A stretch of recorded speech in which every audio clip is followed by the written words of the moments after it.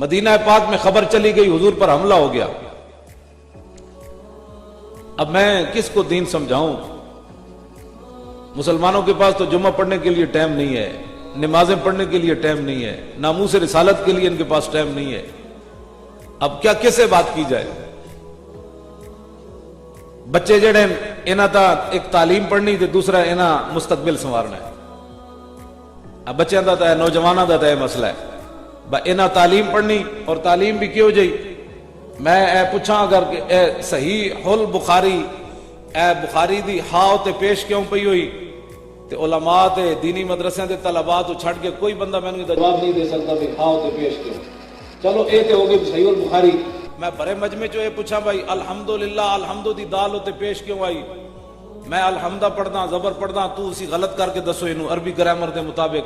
بڑے مجمع وچ یہ بھی کس نو نہیں پتہ الحمد دی دال تے پیش کیوں آئی، ادھے تے زبر کیوں نہیں پڑھی جا سکتی، الحمد کیوں نہیں پڑھا جا سکتا. بڑے مجمع وچ میں نے یہ جواب کوئی نہیں دے سکتا. دسو اے مسلمانوں، جس کو الحمد کی دال کی پیش کا پتہ نہ ہو وہ بھی بیٹھ کر ناموس رسالت پر باتیں کرتا ہے، وہ بھی ممتاز قادری کے بارے میں فیصلے کرتا ہے، اور وہ بھی ہمیں لوگ بتاتے ہیں نہیں مولانا صاحب تھوڑی سی بات ایسے ہونی چاہیے. میں بڑے مجمع میں بات کر رہا ہوں، ایسے نہیں بات کر رہا. کیا دین پڑھا آپ نے لوگوں نے؟ کیا آپ نے کیا کون سا علم پڑھا ہے؟ مجھے بتائیں وہ علم. جب حضور کی شان ہی آپ کو سمجھ نہ آئی، بتایا ہی نہیں حضور کی شان. نوجوان، پیسے، مستقبل، رسول اللہ کی ناموس، عزت، اس پر تو تقریر سننے کے لیے تیار کوئی نہیں ہے. اچھا بھلا مطلب ہے ساڑھے بچے نے نعت پڑھی، بڑی زبردست پڑھی.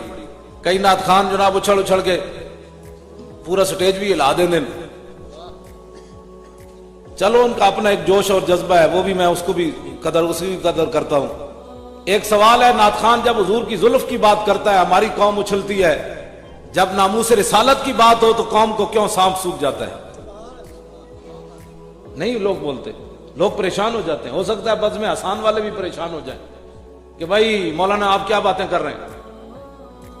ناموس رسالت کا مسئلہ سب سے بڑا ہے، اس پر قوم کیوں پریشان ہے؟ ملک پاکستان بنیا رسول اللہ دے نام دا، اتلے سپیکر نعت خانی کیوں بند ہو گئی؟